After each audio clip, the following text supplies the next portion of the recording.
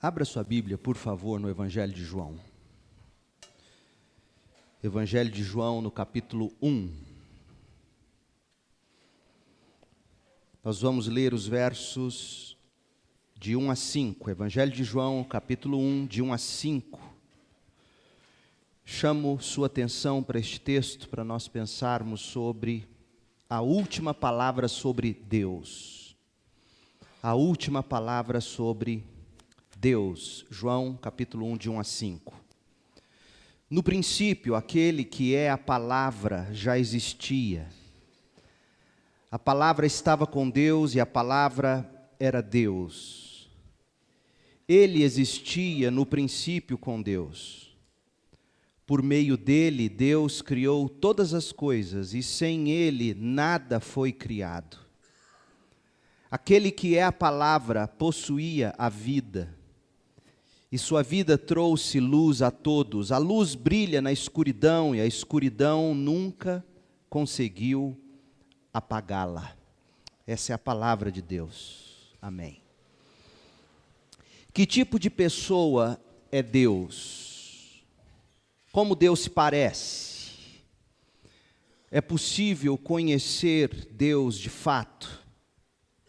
Tanta gente afirma tanta coisa, tantas religiões apregoam tantos dogmas, tantas filosofias apresentam tantos conceitos que não é de admirar que, sem uma resolução definitiva, as pessoas se encontrem nesse estado de confusão generalizado quando o assunto é Deus.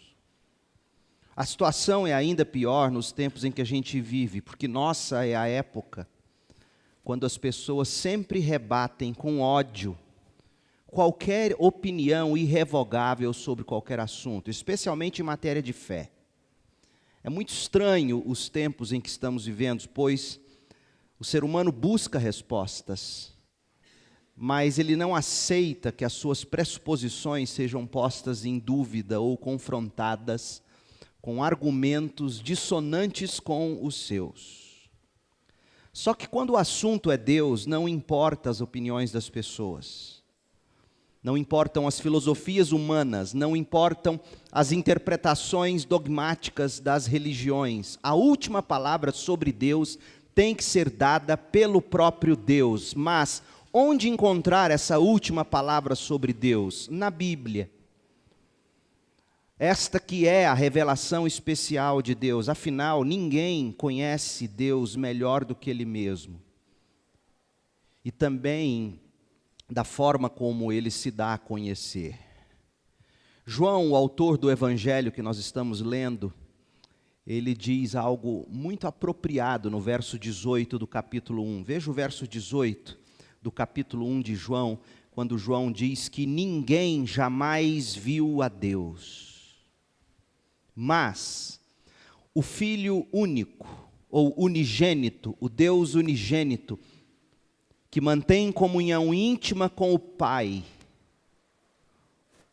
o Filho único o revelou. Portanto, gente, para sabermos que tipo de pessoa é Deus, com que Deus se parece, se é possível conhecê-lo, a gente precisa olhar para a revelação que o próprio Deus faz de si mesmo. Nós precisamos ouvir a última palavra sobre Deus, e o Evangelho de João é perfeito para nos auxiliar nessa busca pelo conhecimento de Deus, ou da revelação que Deus faz de si mesmo na pessoa de Jesus Cristo. Então veja bem qual é a nossa empreitada hoje.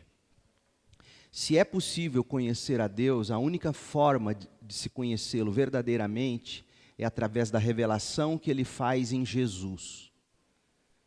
E esse Jesus que revela Deus é o Jesus narrado nos evangelhos e de forma especial aqui no Evangelho de João.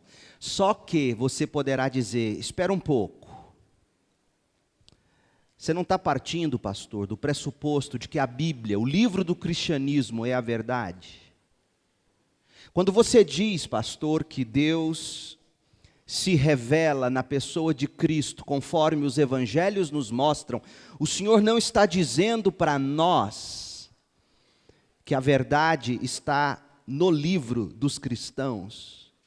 E aí vem a segunda pergunta do cético. Como saber se o cristianismo é de fato verdadeiro, ou se a Bíblia é de fato verdadeira? Afinal, existe tantas outras revelações divinas em tantas outras religiões. Como saber se o cristianismo é a expressão da verdade? Timothy Keller escreveu um livro que você precisa ler.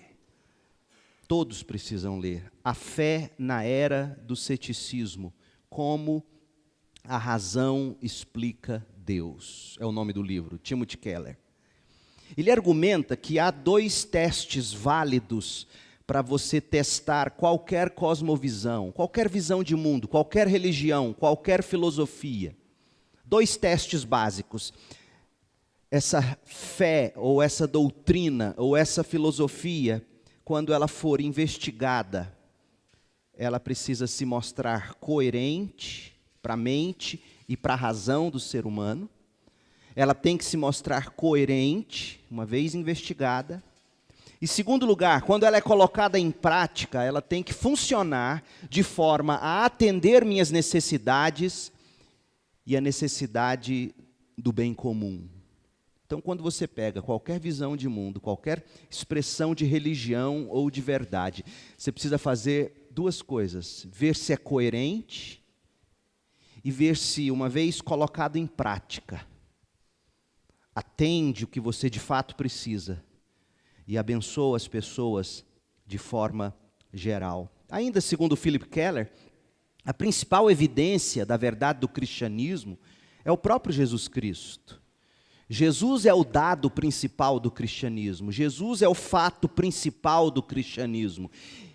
E aí, quando nós olhamos para os evangelhos, e especialmente o evangelho de João, e quando a gente considera a magnitude das reivindicações que Jesus faz de si mesmo, quando nós avaliamos as evidências do ministério dele, o que ele fez, o que ele disse, nós somos levados à conclusão pela coerência e pela experiência de que Jesus é quem ele diz ser, Deus. E assim a gente acaba descobrindo que tipo de pessoa é Deus e como nós devemos viver diante de Deus. Então, meu povo, a nossa proposta é investigar o Evangelho de João na esperança de que quando nós formos confrontados com os dados e os fatos da vida de Jesus, do ministério de Jesus, e quando, ao estudarmos isso no livro de João, iluminados pelo Espírito Santo, nós possamos então verdadeiramente conhecer Deus, crer em Cristo, receber vida pelo nome poderoso de Jesus e viver para a glória de Deus. Afinal, vimos isso na semana passada, esse é o propósito de João quando escreve o Evangelho. Revelar Deus em Jesus, para que todo aquele que nele crê não pereça, mas tenha vida eterna. Então, ainda no início dessa jornada, pelo Evangelho de João, eu quero dizer a você, para se desarmar, para se permitir ser exposto ao conteúdo desse livro, provar e ver, porque eu creio de todo o coração, que se você fizer isso ao longo dessa jornada, você poderá dizer que você conheceu Deus em Jesus Cristo, de uma maneira não apenas intelectual, mas principalmente salvadora e transformadora de vida. Se você quer saber como Deus é, olhe para Jesus segundo a revelação de João.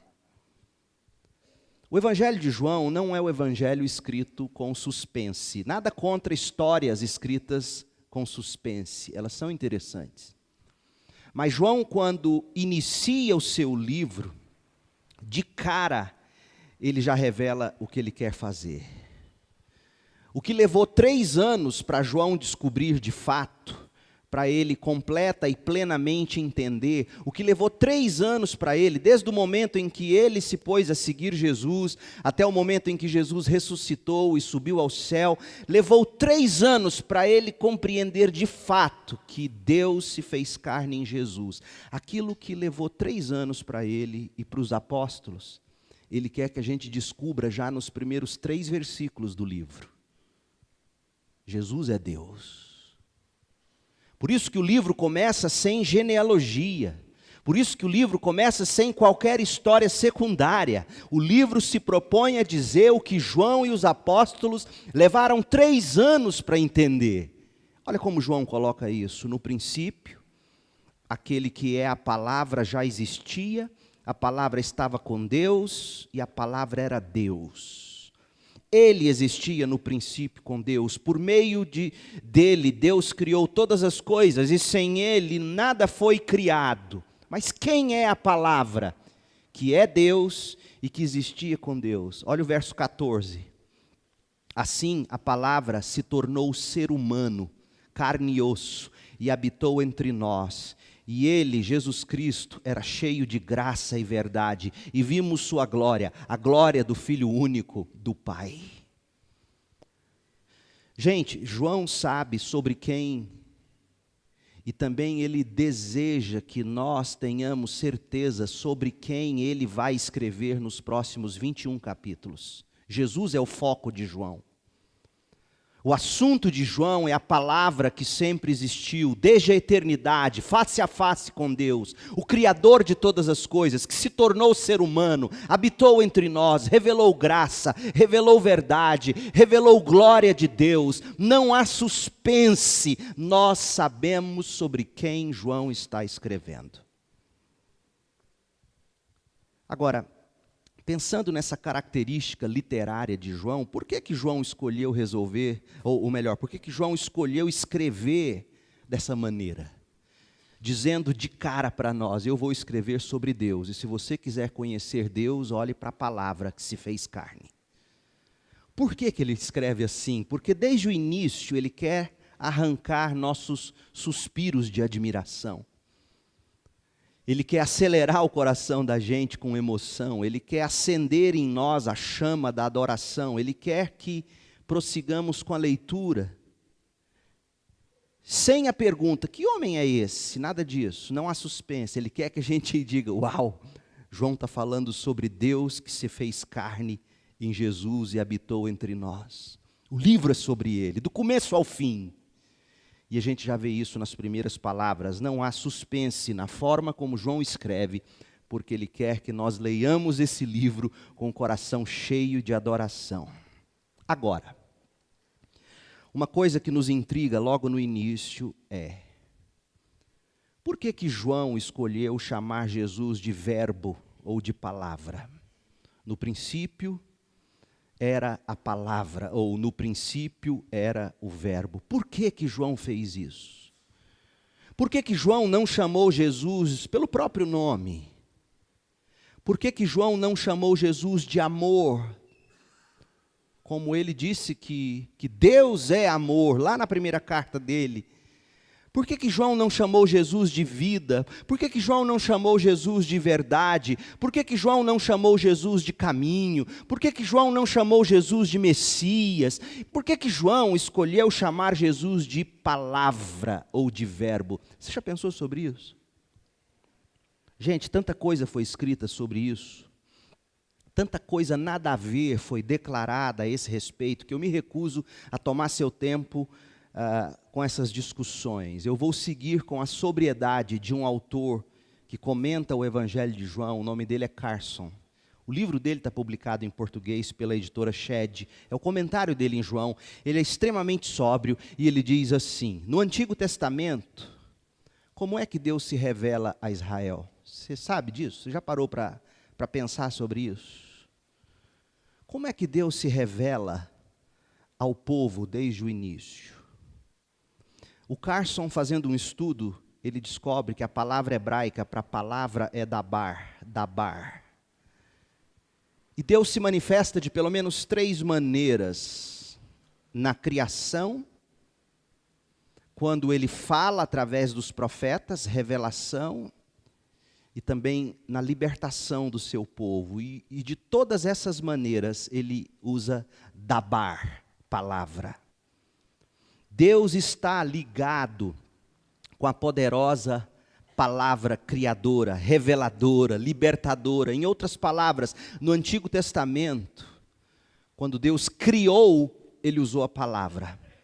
Quando Deus falou pelos profetas, Ele usou a palavra. Quando Deus curou, Ele usou a palavra. Então não deveria ser estranho que quando João se propõe a escrever sobre Jesus, que quem é Jesus? Aquele que veio criar nova vida, criar um novo povo, regenerar para si um povo, o Jesus que veio revelar quem Deus é, o Jesus que veio libertar o povo da escravidão, do pecado. Então, gente, se Jesus é isso, criador de um novo povo, criador de uma nova vida, se Ele é o revelador de quem Deus é, se Ele é aquele que cura e liberta e salva, nada melhor do que João chamar Jesus de verbo, palavra, palavra criadora, palavra reveladora, palavra libertadora. E Carson vai além, ele informa que lá no período interbíblico, os judeus fundamentados no Antigo Testamento, eles falavam da palavra de Deus personificada. Se você lê o livro apócrifo de sabedoria, no capítulo 7, verso 22, no capítulo 18, de 14 a 15. Se você lê Eclesiástico, outro livro apócrifo, no capítulo 24, você vai descobrir que no período interbíblico, lendo o Antigo Testamento, os judeus já entendiam que essa palavra de Deus que cria, essa palavra de Deus que fala através de profetas, essa palavra de Deus que liberta através de palavras e de decretos, esse Deus teria que, de alguma forma, se personificar. Onde os judeus se basearam para acreditar nisso? Por exemplo, você lê Provérbios capítulo 8, verso 22, que fala da sabedoria de uma forma altamente personificada. Então a gente pode resumir da seguinte maneira: da mesma forma que Deus se revelou no Antigo Testamento, criando, falando e libertando pela palavra, agora nos últimos tempos, Deus nos falou pelo Filho. Jesus é a última palavra sobre Deus. E nas palavras de Hebreus que nós lemos no início do culto, o Filho irradia a glória de Deus, expressa de forma exata o que Deus é, e com sua palavra poderosa Ele sustenta todas as coisas. João escolheu chamar Jesus de palavra, porque Jesus é aquele que cria, é aquele que fala, é aquele que liberta. Não há expressão mais apropriada do que esta, a palavra. John Piper, como sempre, ele é genial e ele diz que o que Deus tinha para nos dizer não era apenas ou principalmente o que Jesus disse. Porque, gente, os céticos, nós falamos disso semana passada, mas deixe-me repetir hoje, os céticos acreditam que o que é importante sobre Jesus é só o que ele ensinou. E aí eles colocam Jesus na mesma categoria de Buda, Maomé e outros sábios e profetas da história. Mas o mais importante sobre Jesus não é o que ele ensinou. O mais importante sobre Jesus é o que ele revelou sobre quem ele é e o que ele veio fazer. Ele é Deus. E Ele veio viver sem pecados e morrer e ressuscitar para salvar o pecador. Isso é o que há de mais importante em Jesus. O que Ele disse é importante, mas não é o mais importante. Porque se fosse o mais importante, o que Ele disse apenas, Ele seria outro Buda. Buda disse coisas bonitas, às vezes e tantas vezes contraditórias com o cristianismo. Mas Jesus vai além do que apenas ser um mestre que ensinou coisas boas. Jesus é Deus. E Jesus veio para morrer pelo pecador. João diz isso. Lá em João 18, 37, João diz que Jesus veio dar testemunho da verdade. Mas não é só isso. João 14, 6 diz que Ele é a verdade. O testemunho de Jesus, o que Ele disse, é doutrina, é importante, mas a sua pessoa, o que Ele é e o que Ele fez, tudo isso faz Ele ser a palavra de Deus. Então por que João chama Jesus de palavra? Porque tudo que Jesus disse, e que tem grande e eterno valor, foi para explicar que Ele é Deus e Ele veio salvar o pecador. Então João começa esse evangelho declarando para nós que Jesus é a palavra de Deus. E João fala de novo sobre isso lá em Apocalipse 19, de 13 a 15. Nós já estudamos, eu não vou ler para vocês, quando passamos pelo Apocalipse. E lá João declara que Jesus é a palavra de Deus. Jesus é a primeira, a última, a decisiva, a absoluta, a verdadeira e a confiável revelação de quem Deus é, o que Deus fez pela humanidade. Em outras palavras, em síntese, Jesus é a última palavra sobre Deus. Se você quer saber quem Deus é, como Deus é, olhe para Jesus. Olhe para o Verbo que se fez carne. Agora, o que João quer nos dizer nos primeiros versículos desse livro sobre Jesus, sobre a palavra? O que ele quer que a gente de cara entenda? E é isso que nós vamos ver agora rapidamente. E tentar extrair disso as verdades práticas para as nossas vidas. 5 coisas João diz sobre Jesus aqui. No início, ele fala da pré-existência, da personalidade, da prerrogativa, da primazia e do propósito de Jesus. Em primeiro lugar, ele diz assim, a pré-existência de Jesus Cristo. No princípio, aquele que é a palavra já existia. Isso aqui, gente, é para explodir nosso cérebro. No princípio, essas palavras são idênticas em grego às 2 primeiras palavras do Antigo Testamento grego, que é a Septuaginta. Lá em Gênesis 1, nós lemos que no princípio Deus criou os céus e a terra. E João diz, no princípio, aquele que é a palavra já existia. Gente, isso não é um acidente, João não escreveu isso por acaso, porque a primeira coisa que João vai nos contar sobre Jesus é que Jesus criou o universo, está lá no verso 3. No princípio significa que antes que houvesse qualquer coisa criada, já existia a palavra, o Filho de Deus. Havia o Cristo.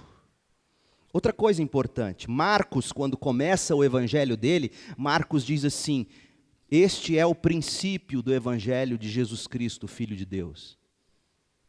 Este é o princípio do evangelho de Jesus Cristo, Filho de Deus. Marcos 1, versículo 1, ou seja, é bem provável que João estivesse fazendo uma alusão a essa obra do seu colega e dizendo assim, Marcos, quando escreveu o Evangelho, contou para vocês sobre o ministério público de Jesus. Agora, eu quero mostrar para vocês que o ponto de partida do Evangelho pode ser traçado antes do início de tudo. Marcos contou como Jesus, aos 30 anos, começou o ministério. Eu quero contar para vocês que esse Jesus nunca teve início. Pensa sobre isso. Nunca teve início. E sobre essa magnífica verdade, ou seja, a eternidade de Jesus, o Filho de Deus, Judas, ele exulta em grande adoração quando ele escreve, lá na carta dele, no verso 25, toda glória seja aquele que é o único Deus, o nosso Salvador, por meio de Jesus Cristo, nosso Senhor. Glória, majestade, poder e autoridade lhe pertencem, desde antes de todos os tempos, agora e para sempre. Amém.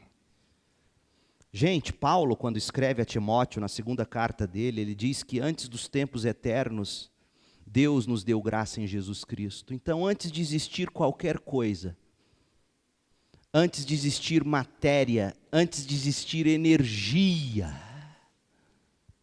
já existia o verbo, já existia a palavra. Pare e pense sobre isso.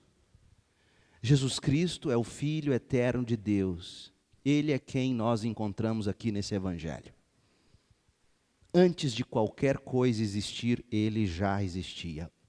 Vimos sobre a pré-existência. Veja comigo agora a personalidade de Jesus Cristo. Final do verso 1 diz assim, a palavra era Deus. A palavra era Deus. Uma das marcas desse evangelho, gente, é que as doutrinas mais densas são muitas vezes expressadas nas palavras mais simples. O que nós acabamos de ler, por exemplo, não poderia ser mais simples. A palavra era Deus. Mas não tem como ser mais denso. Pare e pense. A palavra que se fez carne e habitou entre nós, Jesus Cristo era e é Deus. João, quando escreve a primeira carta dele, ele diz que esse Deus que se fez carne em Jesus, ele viu esse homem com seus próprios olhos, ele tocou, ele apalpou esse homem. Por que João faz isso? Por que João faz questão de dizer que Jesus é Deus? Porque ele estava refutando, por exemplo, os fariseus que desejavam apedrejar Jesus, e finalmente pregaram Jesus na cruz, porque olha o que diz João 10:33. Os fariseus diziam assim: nós vamos apedrejá-lo, por nenhuma obra boa, mas por blasfêmia. Você, um simples homem, afirma que é Deus. Blasfêmia é coisa nenhuma. Jesus é sim Deus. E João deseja que, na medida em que a gente progride na leitura desse evangelho, todos nós nos prostremos no final como Tomé, e todos nós digamos, meu Senhor e meu Deus, João 20:28. Gente, de novo, você percebeu o que isso significa para nós que começamos uma série no Evangelho de João? Significa que semana após semana, mês após mês, domingo após domingo, cada texto, cada passagem que a gente estudar, nós estamos em busca de conhecer ninguém menos do que Deus. E na medida em que formos sendo expostos a Jesus, a última palavra sobre Deus, nós vamos poder dizer, eu estou conhecendo Deus. Então, se você quiser conhecer Deus, mergulhe na palavra do Evangelho.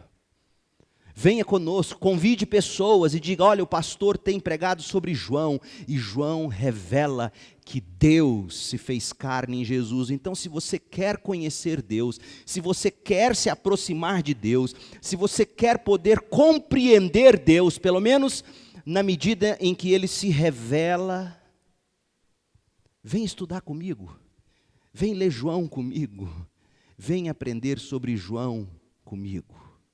Terceira coisa que João fala é sobre a prerrogativa de Jesus. O verso 1 diz que Jesus sempre existiu, pré-existente. Diz que Ele é Deus, a personalidade dele é divina, mas também nos informa de sua comunhão privilegiada com o Pai. Jesus tem a prerrogativa, o privilégio. O texto diz assim no verso 1, a palavra, ou Jesus, estava com Deus. Jesus é uma pessoa com Deus. Ele sempre viveu na comunhão com Deus. Portanto, Jesus é diferenciável de Deus. Jesus desfruta de um relacionamento pessoal com Ele. Esse versículo, João 1, verso 1, é o coração da doutrina da Trindade, que afirma que Deus é um em três pessoas, Deus Pai, Deus Filho, Deus Espírito Santo. E antes de tudo existir, Deus Pai já vivia em comunhão de amor com Deus Filho, mediados pela comunhão de Deus Espírito Santo. Jesus, lá no capítulo 17 de João, quando ele está orando pelos discípulos, ele nos dá uma vaga noção dessa existência eterna em amor. Essa existência plena de alegria, repleta de glória, nessa divina comunhão da Trindade. Olha como era a existência de Deus Pai, Deus Filho e Deus Espírito Santo antes de tudo ser criado. Porque é importante dizer isso, que Deus já vivia em comunhão plena, alegre e amorosa. Por quê? Porque quando Deus cria, Ele não cria porque sentia que faltava-lhe algo. Não. Ele já era todo autossuficiente. Olha como ele existia, João 17, verso 5. Olha que interessante, isso aqui é o BBB do céu. Isso aqui é a revelação de como Deus Pai, Deus Filho e Deus Espírito viviam em comunhão eterna. João 17, 5, Jesus ora e diz assim, agora Pai, glorifica-me e leva-me para junto de Ti, para a glória que tive a Teu lado, antes do princípio do mundo. Ele vivia em glória ao lado de Deus. E o que isso significa? Significa uma tonelada de coisas belas e indescritíveis. Ele vivia em glória. Verso 21 do mesmo capítulo: minha oração, diz Jesus, é que todos esses discípulos sejam um, como nós somos um, como tu estás em mim, Pai, e eu estou em ti, que eles sejam em nós, para que o mundo creia que tu me enviaste. Eu dei a eles a glória que tu me deste, para que sejam um, como nós somos um, eu estou neles, tu estás em mim, que eles experimentem unidade perfeita, para que todo mundo saiba que tu me enviaste e que os amas tanto quanto me amas. Jesus está dizendo que antes de tudo existir, Deus Pai e Deus Filho já vivia numa unidade que é capaz de provocar inveja nos seres humanos. Eles eram um em amor, um em alegria, um em glória.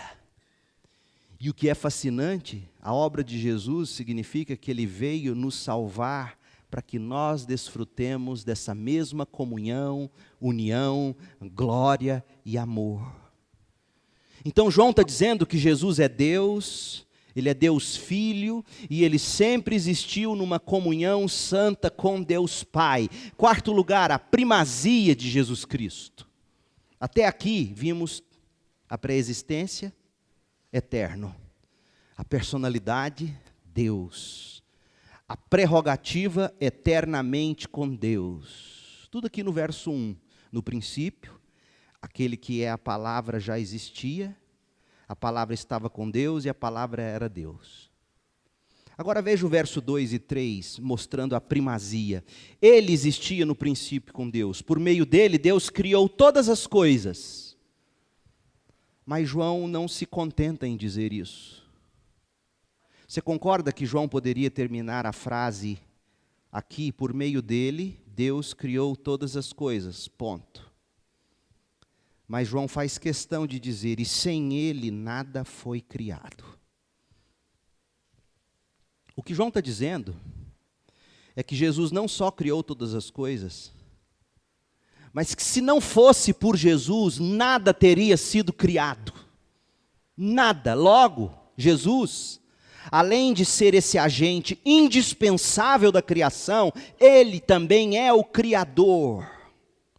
Jesus não foi criado. Jesus criou todas as coisas, e mais, sem Jesus nada existiria. Qual é o valor dessa afirmação, gente? Todas as coisas criadas por Jesus devem a Jesus honra, louvor, glória e adoração. Sabe por que João coloca logo no início desse evangelho que todas as coisas foram criadas por Ele, sem Ele nada do que foi feito se fez? Sabe por que João diz isso? Para dizer o que ele disse lá nos versículos 10, 11, 12 e 13, que Jesus veio para o que era seu, mas os seus não o receberam. João quer que a gente enxergue que o Deus que nos criou não foi recebido pelos homens. Os homens o abominam, os homens não o querem, os homens criam teorias para dizer que Deus não existe, para simplesmente não ter que prestar contas a um Criador, o seu Criador. É isso que João está dizendo. Porque quando se compreende que Deus nos criou, vem junto com essa compreensão o sentimento de honra, de louvor e de glória. Por isso que em Apocalipse 4:11 nós vemos os seres ao redor do trono dizendo: Tu és digno, ó Senhor e nosso Deus, de receber glória, honra e poder, pois criaste todas as coisas e elas existem porque as criaste segundo a tua vontade. Deus criou e merece honra, glória e louvor. Só que tem um problema. E por causa desse problema, Cristo veio ao mundo. E isso me leva ao último ponto, o propósito de Jesus Cristo. Olha o verso 4. Aquele que é a palavra possuía a vida. E sua vida trouxe luz a todos. A luz brilha na escuridão, e a escuridão nunca conseguiu apagá-la, ou a escuridão não a entendeu. O mundo, gente, morto pelo pecado, como a gente vai ver na sequência desse capítulo em outra ocasião, não consegue ver e não consegue adorar a glória de Deus. Paulo fala disso em Romanos 1, de 18 em diante. o mundo não adora a Deus pela glória de Deus. Então Jesus vem ao mundo para trazer vida, para trazer luz, para que os homens possam agora enxergar a glória de Deus. João está dizendo que Jesus veio para regenerar o pecador, salvar o pecador. João diz que Jesus veio para fazer o homem nascer de novo, porque quem não nascer de novo não verá o reino de Deus, porque está cego, já está condenado. Nós vamos falar mais sobre isso adiante nessa série, mas note que João disse isso sobre a vida de Deus em Jesus, para dizer que se não é por Jesus abrindo os nossos olhos, a gente nunca vai querer ver Deus e glorificá-lo. Leia agora João 1, a partir do verso 6 comigo. Deus enviou um homem chamado João para falar a respeito dessa luz que brilha na escuridão, a fim de que, por meio do testemunho de João Batista, todos crescem. João Batista não era a luz, mas veio para falar da luz. Aquele que é a verdadeira luz, que ilumina a todos, estava chegando ao mundo, veio ao mundo que ele criou, olha o verso 3. Mas o mundo não o conheceu, ou o mundo não o reconheceu, o mundo não o entendeu. Veio a seu próprio povo e eles o rejeitaram, mas a todos que creram nele e o aceitaram, ele deu o direito de se tornarem filhos de Deus. E esses não nasceram segundo a ordem natural, nem como resultado da paixão ou da vontade humana, não nasceram do sangue, nem da vontade da carne, nasceram de Deus. Como? A vida que Jesus nos dá, nos faz ver e glorificar a Deus. Então Jesus, meu povo, veio ao mundo trazer vida. Jesus veio nos fazer reviver, Jesus veio nos fazer ver e crer na obra de salvação, e não fosse pelo que Jesus fez e pelo que Jesus conquistou, nós continuaríamos sem enxergar, sem crer. Nós seguiríamos mortos na escuridão. Nós vamos falar mais sobre isso a seguir, semana que vem em diante, mas deixe-me terminar fazendo algumas implicações, apresentando algumas implicações sobre o que a gente está vendo hoje acerca de Jesus ser a última palavra sobre Deus. Esses primeiros 5 versículos de João nos ensinam coisas tremendas. Tudo que a gente viu, deixe-me tentar desembrulhar agora de uma forma prática, porque João, eu repito, é um livro denso. Imagina, filho de um pescador, nunca estudou nas universidades dos seus dias, como, por exemplo, estudaram Lucas e Paulo.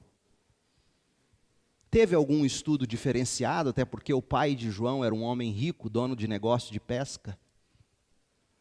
Mas um homem que, apesar de escrever com simplicidade, fala com uma profundidade invejável. E esses 5 primeiros versículos, no princípio, aquele que é a palavra já existia. A palavra estava com Deus, a palavra era Deus, ele existia no princípio com Deus.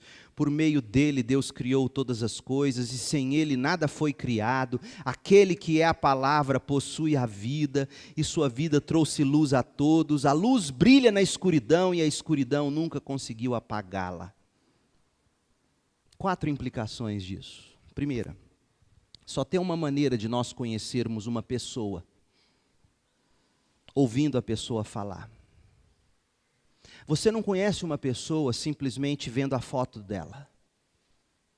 Você não conhece uma pessoa simplesmente assistindo ela na televisão, sendo amiga dela no Facebook, convivendo no mesmo ambiente de trabalho de repente, mas sem trocarem palavras. Você não conhece uma pessoa assim. Você só conhece uma pessoa quando ouve ela falar. Quando olha para o coração dela através das palavras que ela comunica. É ou não é verdade? Então você não pode dizer que conhece alguém só de vê-lo. Porque para conhecer você tem que gastar tempo com a pessoa, ouvindo essa pessoa.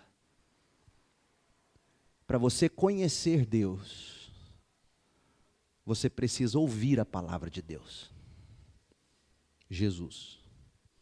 Você tem que gastar tempo com Ele, Ele tem que falar com você. Não se conhece Deus através de experiências religiosas, contemplativas, meditativas.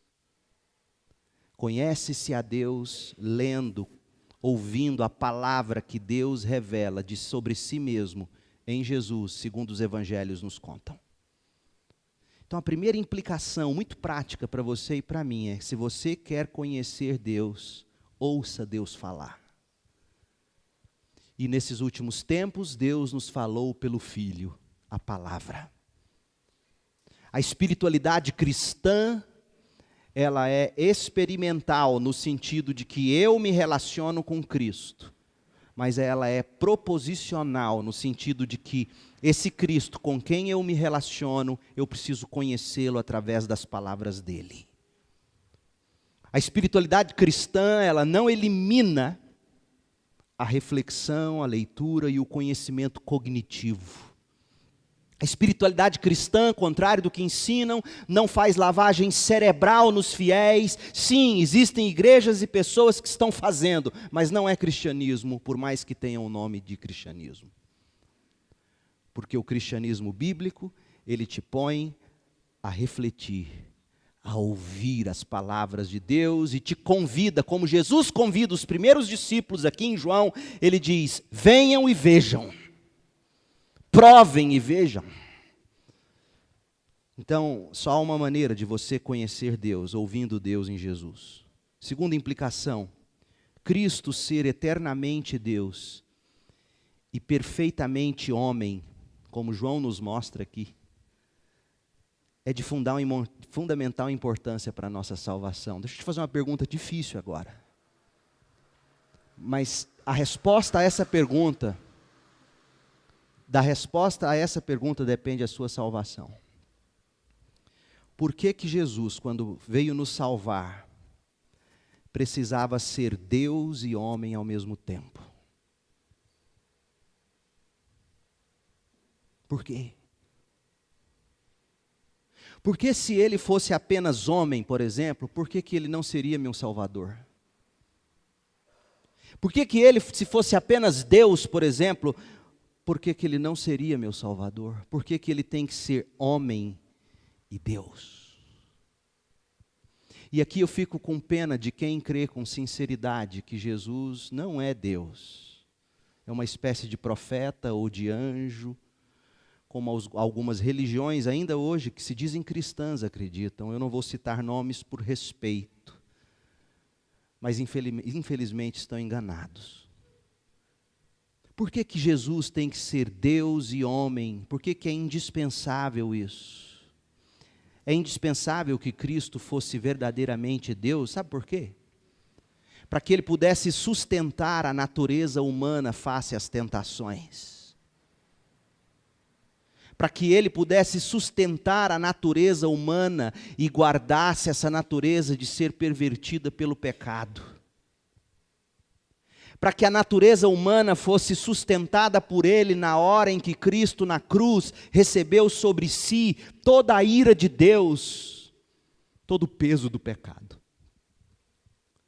Se aquele homem não fosse Deus, a ira de Deus sobre aquele homem teria fulminado aquele homem. E por que que ele precisa ser perfeitamente homem? Para ele nos representar. Para ele representar a raça humana, para ele pagar a pena do nosso pecado em nosso lugar, tomando o nosso lugar. Cristo tinha que ser Deus e ser homem em uma só pessoa, porque se ele fosse só homem, por causa do pecado, ele não estaria qualificado para nos salvar. E mesmo que ele fosse um homem perfeito, a natureza puramente humana não aguentaria o peso do pecado na cruz. E se Cristo fosse só Deus, ele não seria um representante legal. Então, você e eu temos que admirar a sabedoria de Deus nesse sentido. Deus se fez homem. Deus tomou a natureza humana para nos salvar. Peça-me para me explicar isso, além disso, eu te digo, infelizmente eu não sei. Mas é assim que tem que ser. Terceira implicação, Cristo possuía vida antes de tudo existir. Verso 4 diz que nele estava a vida.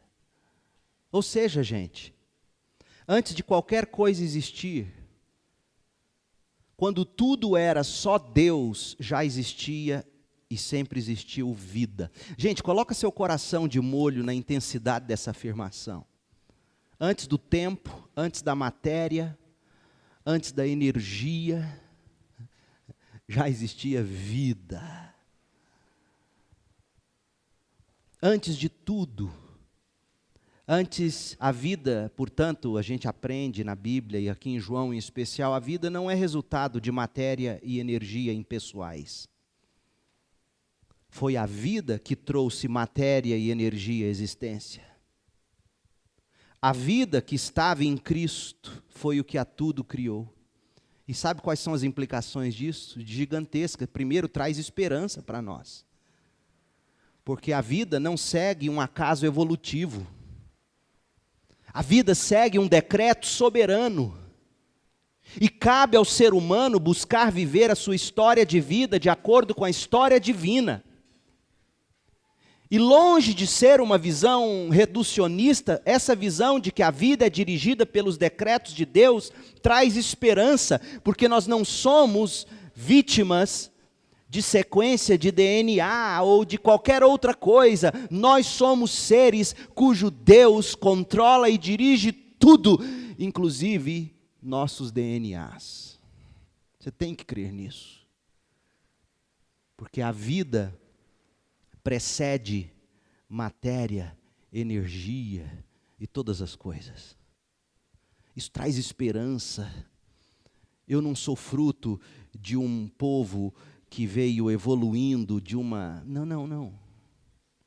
Eu sou o resultado da vida que sempre existiu. E eu posso confiar nos decretos soberanos desse Deus Criador, porque Ele é amor, Ele é justo, Ele é bondoso, Ele é cheio de graça, Ele é cheio de verdade. Segundo, além de esperança, isso promove para nós ética.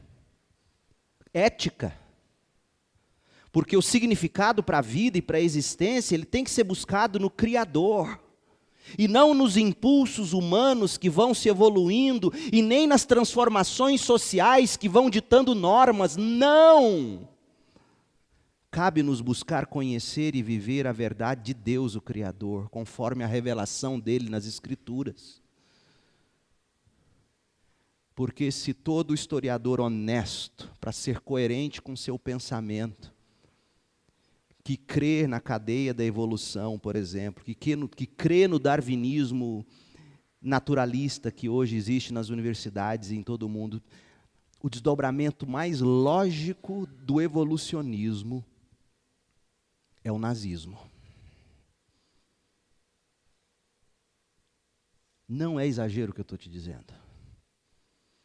O desdobramento lógico, natural de quem crê numa briga de espécies, onde sempre vence o mais forte na cadeia evolutiva, é o hitlerismo, é o nazismo. Não tem como existir ética num universo que se recusa a crer que antes de matéria e energia existia vida.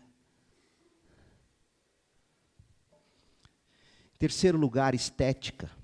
Existe um padrão de beleza, tanto para o que nós fazemos, porque Deus criou as coisas com um padrão de beleza, como para aquilo que nós, ou como nós vivemos, esse Deus Criador se fez carne em Jesus. Então cabe a nós buscar transformação e viver de uma forma bela e plena, como Deus em Cristo.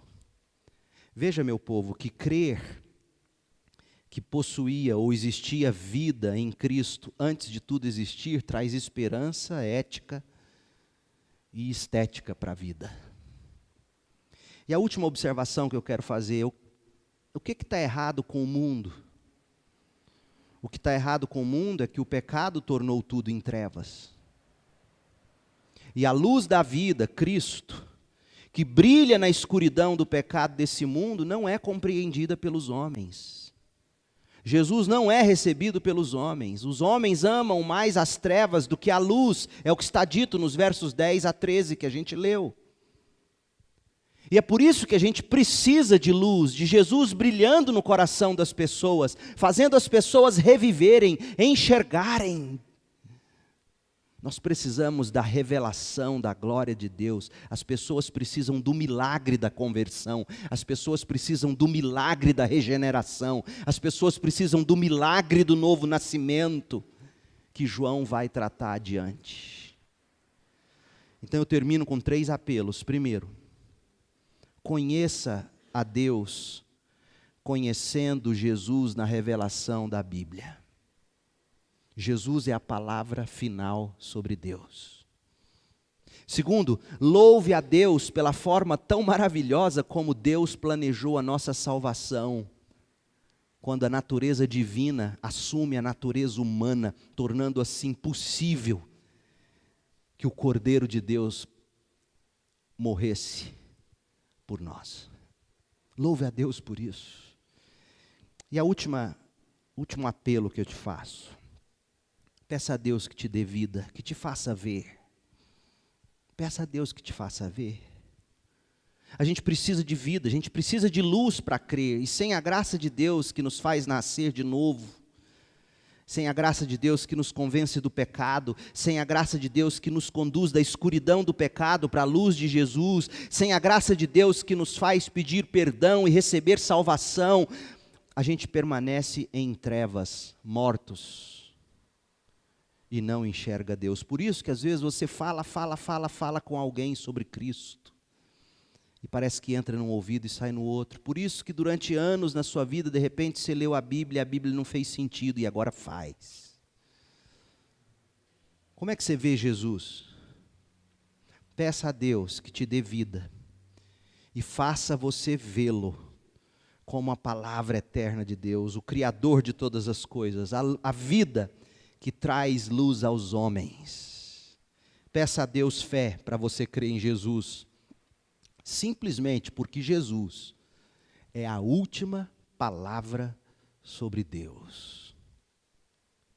Feche seus olhos e ore comigo, por favor. Deus querido, em nome de Jesus, em nome do Verbo eterno, da palavra eterna, quantas implicações maravilhosas desses 5 versículos iniciais de João.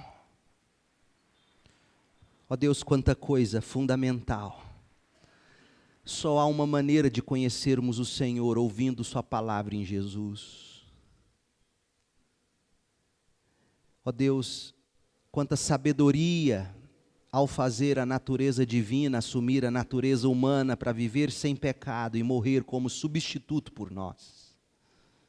Quanta sabedoria e quanto amor nesse alto sacrifício. Ó Deus, quantas coisas, quando refletimos no fato de que antes de matéria, energia, antes do tempo, em Cristo estava a vida. E essa vida é a luz dos homens. Ó Deus, faça-nos encontrar esperança nisso, fundamentar nossa ética nisso. Ó Deus, viver de uma forma esteticamente bela. Ó Deus, e faça-nos compreender que o que está errado com o mundo não é que Deus não nos ame,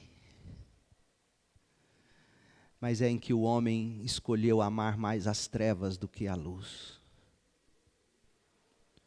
Ó Deus, faça-nos entender que o que precisa acontecer no mundo é um retorno à luz. O que tem que acontecer conosco é novo nascimento, é conversão, é salvação. Esses que me ouvem, Senhor, que o Senhor possa penetrá-los com graça e poder e abrir seus olhos para que possam dizer: uau, é isso que eu quero. Que essa palavra eterna penetre o coração desses agora, salvando, regenerando, colocando fé, fazendo-os provar e ver que o Senhor é bom. Nós oramos em nome de Jesus. Amém.